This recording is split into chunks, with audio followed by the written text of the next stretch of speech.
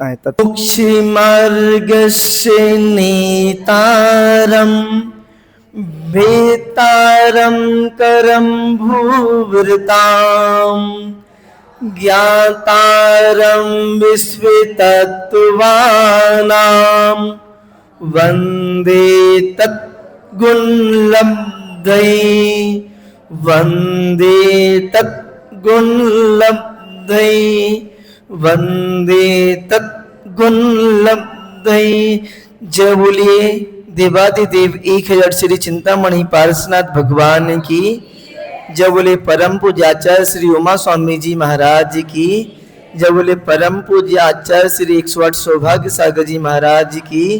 2.5 दी में विराजमान 3 कमलों कोटि समस्त मुनि महाराजों की। अहिंसा मैं विश्व धर्म की।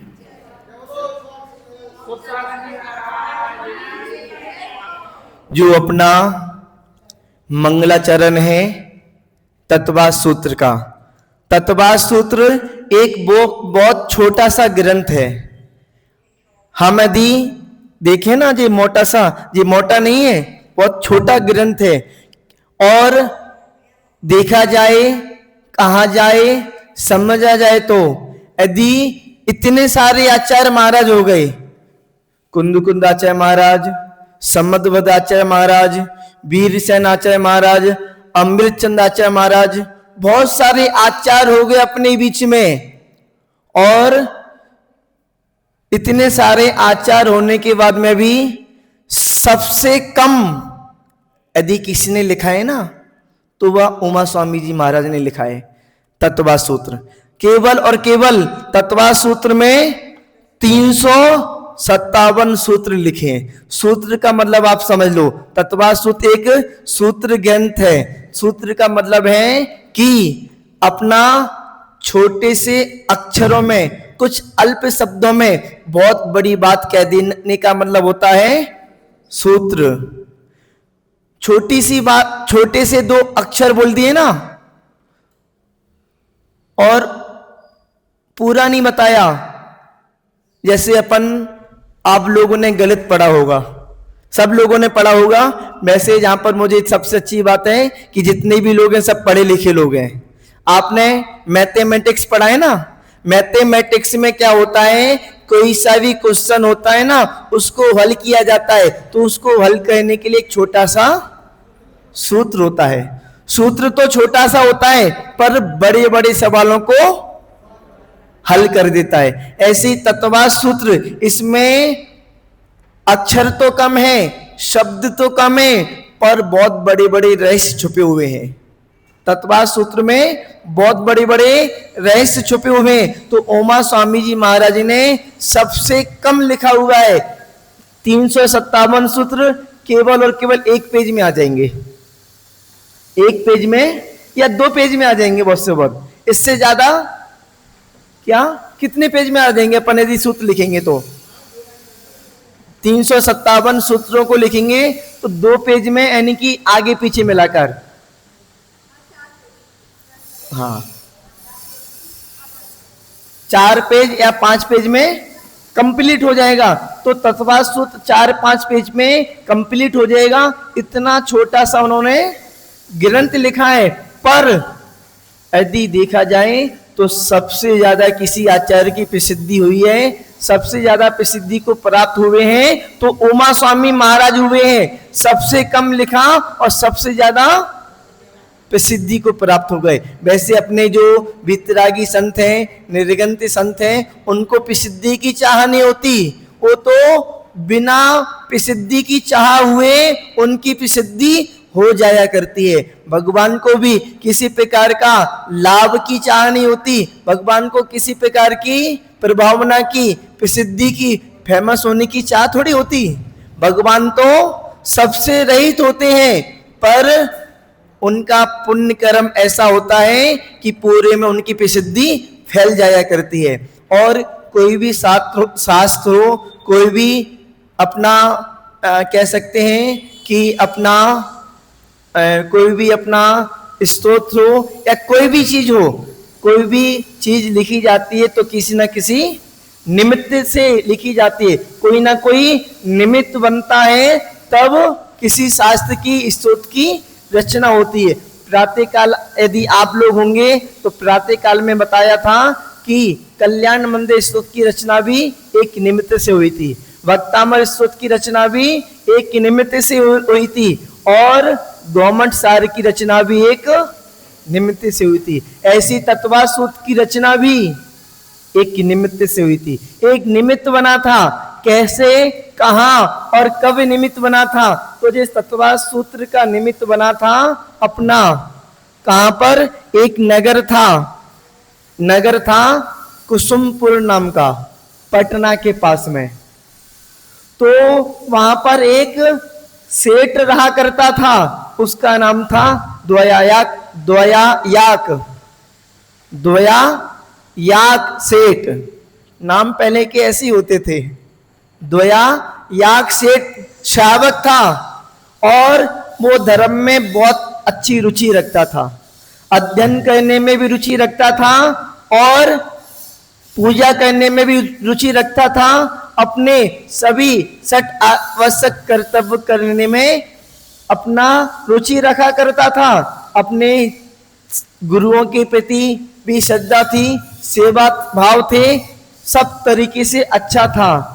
उस समय ज्यादा शास्त्र लिखे नहीं गए थे और ज्यादा पढ़ने के लिए भी कोई व्यवस्था नहीं हुआ करती थी। पहले आप यदि आज से 100 साल पहले देखोगे ना तो इतने शास्त्र नहीं होते थे, इतने सारे अपने शास्त्र जहां पर मिलते हैं। पहले तो शास्त्र, अब शास्त्र क्या होता है कि प्रिंटिंग प्रेस में डाले और कट हजारों लाखों शास्त्र छप गए। पहले ऐसे छपवाने की व्यवस्था नहीं होती थी। पहले शास्त्र हुआ करते थे ना, तो पहले पंडित लोग लगा करते थे, विद्वान लोग लगा करते थे और अपनी कलम से पेज पर लिखा करते थे, तब एक शास्त्र की रचना हुआ करती थी। अब शास्त्रों की रचना होना है तो कितना समय लगेगा? कुछ घंटे में हजारों प्रतियां, लाखों प्रतियां प्राप्त हो जाएंगी। पहले ऐसा नहीं था। पहले शास्त्र उपलब्ध ही नहीं होते थे।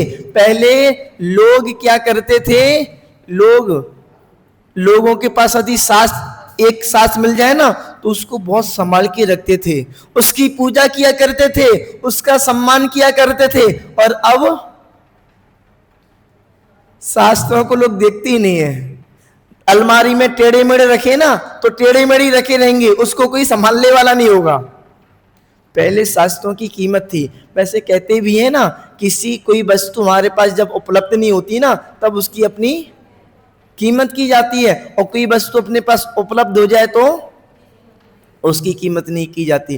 पहले मुनि महाराज भी अपने पास उपलब्ध नहीं होते थे ना, तो मुनि महाराज जी की आपने देखा होगा बचपन में कितनी कीमत हुआ करती थी। बचपन में देखा होगा, अभी तो नहीं देखा आपने। बचपन में जब कोई मुनि महाराज आया करते थे अपने नगर में तो कैसा उत्सव महोत्सव हुआ करता था। पूरा नगर, और पूरा नगर क्या, आसपास के नगर के लोग भी इकट्ठे हो जाते थे। पहले जब केचलोच हुआ करता था ना तो बहुत बड़ा पंडाल लगा करता था लोगों को दिखाने के लिए कि हमारे दिगंबर मुनि महाराज का केचलोच हो रहा है। पहले आहार होता था ना कि जिसके घर पे आहार होता था वो अपने घर में उत्सव बनाता था। जैसे किसी के घर में शादी का उत्सव होता है, उससे भी बड़ा उत्सव बनाया करता था कि आज हमारे घर में किसी दिगंबर साधु का आहार हो गया। पहले बहुत अच्छे से कीमत थी, बहुत अधिक सम्मान मिला करता था, बहुत अधिक लोग चाहते थे और लोग रिस्पेक्ट देते थे, शास्त्रों को भी और गुरुओं को भी। अब तो केवल और केवल भगवान की प्रतिमा को रिस्पेक्ट देते हैं, और मुझे लगता है कि कुछ लोग तो ऐसे हैं कि भगवान की प्रतिमा को भी रिस्पेक्ट नहीं देते, भगवान की प्रतिमा को भी सम्मान नहीं देते, नहीं करते। बहुत सारे लोग ऐसे हैं कि फटाफट आते हैं, फटफट अभिषेक किया और निकल गए। कौन उसको मार्जन करेगा, कौन उनको विराजमान करेगा, कौन क्या करेगा, कुछ मतलब नहीं है। फटफट आए और फटफट किया और फटफट निकल गए। कुछ लोग ऐसे भी हो गए अब पता नहीं क्यों हो गए। पहले के समय में अपने हाथ से ही पूरी मंदिर की सामग्री बनाई जाती थी, अपने हाथ से ही पानी गर्म किया जाता था, अपने हाथ से ही अपनी धोती धोई जाती थी। मंदिरों में धोती की परंपरा नहीं थी, अपने घर से पहन के आने की धोती की परंपरा थी। वैसे भी जो ज्यादा पुण्य कमाना चाहता है, जो ज्यादा धर्म करना चाहता है, तो कभी भी जो मंदिर में धोती होती है ना, उसको ना पहने। वो पता नहीं कौन कौन उस धोती को पहन चुका है, पहन रहा है, और कैसे धुल रही है, कौन धो रहा है, इसका कोई पता नहीं। किस तरीके से शुद्धि से, स्वच्छता से, सफाई से धोई जा रही है, और पता नहीं वो वाली धोती पहले किसी बीमार व्यक्ति ने पहन ली और उसी धोती को आपने पहन ली। एक दूसरे के कपड़े कभी भी नहीं पहनना चाहिए, पर ठीक है, सबकी अपनी अपनी व्यवस्था है। मैं तो बस बता देता हूं, हम तो केवल बता देते हैं, बाकी करना नहीं करना आपके ऊपर है।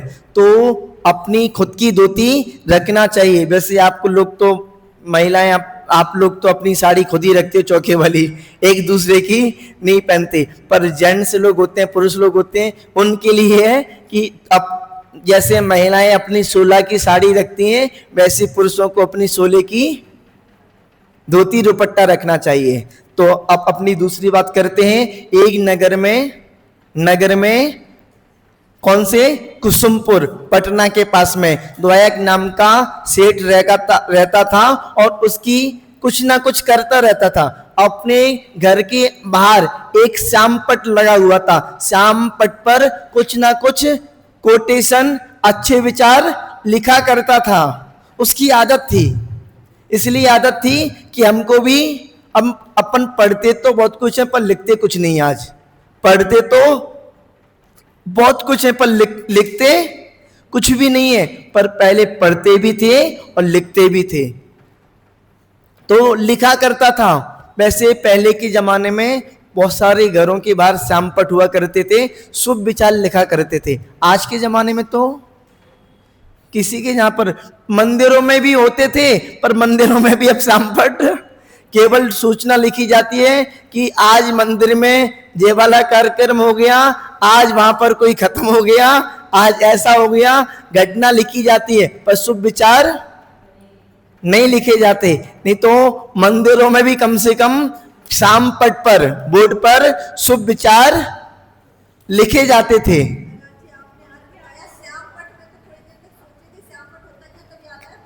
अच्छा, ब्लैक बोर्ड, श्यामपट, ब्लैक बोर्ड, व्हाइट बोर्ड। तो हाँ, श्यामपट, ब्लैक बोर्ड, कोई बात क्या, हाँ, अभी भी कोटेशन आते हैं, पर अब श्यामपट पर नहीं, अब मोबाइल पर आते हैं, मोबाइल के स्क्रीन पर आते हैं। अब लोग अपने जो कोटेशन होते हैं ना, तो बोर्ड पे नहीं देखा करते, अपनी मोबाइल की स्क्रीन पर देखा करते कोटेशन। बात ठीक है, अब मोबाइल चल गया है तो पता नहीं क्या क्या होने लगा है। अपन अपने पास समय पूरा हो चुका है, वैसे 4:30 बजे तक का समय है, पर इसको अपन पूरा कर लेते हैं, उसके बाद में फिर कल से अपन और इसको आगे बढ़ा देंगे। तो उन्होंने अपने घर के आगे एक कोटेशन लिखा, एक सूत्र लिखा, दर्शन ज्ञान चारिताणी मोक्ष मार्गा। लिखकर वो, उनको किसी अन्य गांव में जाना था, वो किसी अन्य गांव में निकल गए, और वहीं से उमा स्वामी जी महाराज का निकलना हो गया। उमा स्वामी जी महाराज जैसे निकले, और निकलने के बाद में श्यामपट को देखा, उसमें देखा कि दर्शन ज्ञान चारिताणी मोक्ष मार्ग लिखा हुआ है। उनके मन में विचार आया कि ये सूत्र में दर्शन ज्ञान चारिताणी मोक्ष मार्ग लिखा हुआ है, पर दर्शन तो मिथ्या भी हो सकता है, ज्ञान तो मिथ्या भी हो सकता है, चारित्र्य तो मिथ्या भी हो सकता है। जब दर्शन ज्ञान चारित्र्य मिथ्या हो सकता है, तो वो मोक्ष मार्ग कैसे हो सकता है? इसमें तो गलती है, मिस्टेक है। उन्होंने वहीं से एक चौक उठाई और चौक उठाकर उस सूत्र की आगे सम्यक जोड़ दिया, और सम्यक जोड़कर क्या बन गया? सम्यक दर्शन ज्ञान चारित्राणी मोक्ष मार्गा। और वहां से निकल गए जंगल की ओर, और जंगल की ओर निकले, और निकलने के बाद में थोड़ी देर के बाद में द्वयायक नाम का सेठ अपने घर पर आया। घर पे आते ही देखा अपना लिखा हुआ बोर्ड देखा, तो बोर्ड पर देखा कि इस पर मैंने तो केवल दर्शन ज्ञान चारित्राणी मोक्ष मार्ग लिखा था, इस पे मुझसे कितनी बड़ी भूल हो गई, कितनी बड़ी गलती हो गई। और इतनी बड़ी भूल हो गई, एक छोटी सी भी गलती ना बहुत बड़ा नुकसान कर देती है। एक हंसी मजाकी तो किया था छोटी सी, द्रौपदी ने, अंधे के अंधे होते हैं, और कितना बड़ा हो गया? महाभारत हो गया। और एक केकई ने छोटा सा वचन ही तो लिया था कि मेरे भरत को राजा बना दो, और पूरी रामायण। छोटी सी गलती भी अपनी जिंदगी में बहुत बड़ी हानि पहुंचा देती है। और ये छोटी सी गलती नहीं, ये तो इतनी बड़ी गलती है कि लोगों को मोक्ष मार्ग से भटका दे और संसार में डूबते रहे, संसार से पार हो ही नहीं पाए। और इतनी बड़ी गलती मेरी कौन ने सही करी है? अपनी मां को बुलाया, पूछा मां बताओ इस पर सम्यक कौन ने लिखा? तो मां ने देखा क्या बात हो गई, सम्यक ही तो लिखा है। उन्होंने की मां सम्यक ही नहीं लिखा, पूरा मोक्ष मार्ग लिख दिया इस पर, पूरा सम्यक। अच्छा, तो फिर मां ने बताया कि मैं बताती हूं, जहां से एक महाराज आए हुए थे, मुनि महाराज आए थे। तो मुनि महाराज ने अपना जो बोर्ड देखा, बोर्ड देखने के बाद में उन्होंने देखा कि इसमें थोड़ी सी मिस्टेक है, तो उन्होंने चौक से सम्यक लिखवा दिया, सम्यक जुड़वा दिया। बोला अरे माँ अब ये बताओ वो मुनि महाराज कहाँ गए? उन्होंने कि जंगल की ओर गए। वो भी पीछे से उनका पीछा करता करता जंगल में पहुंच गया, और जंगल में जैसे ही पहुंचा मुनि महाराज को देखा और दूर से नमोस्तु किया, 3 प्रदक्षिणा दी और उनके चरणों में लेट गया और कहने लगा कि हे गुरुदेव मुझसे बहुत बड़ी गलती हो गई, आपने मेरी गलती को सही कर दी। अब आप मुझे मोक्ष का मार्ग बताइए, मुझे संबोधन दीजिए, मुझे शास्त्र का ज्ञान दीजिए। उसके बाद में फिर उमा स्वामी जी महाराज ने एक एक करके वो क्वेश्चन पूछता गया, और एक एक करके सूत्र के रूप में उमा स्वामी महाराज उसको समझाते गए। और पूरे 10 दिन तक उमा स्वामी महाराज से उन्होंने क्वेश्चन पूछे, प्रश्न पूछा, और 10 दिन तक वो उमा स्वामी महाराज उसको समझाते गए, बताते गए, और 10 अध्यायों की रचना हो गई और पूरे तत्वासूत्र ग्रंथ की रचना हो गई। इस प्रकार से तत्वासूत्र ग्रंथ की रचना हुई। कल से अपन अच्छे से समझने की कोशिश करेंगे। आज के लिए इतना ही। जय बोलिए चिंतामणि पारसनाथ भगवान की।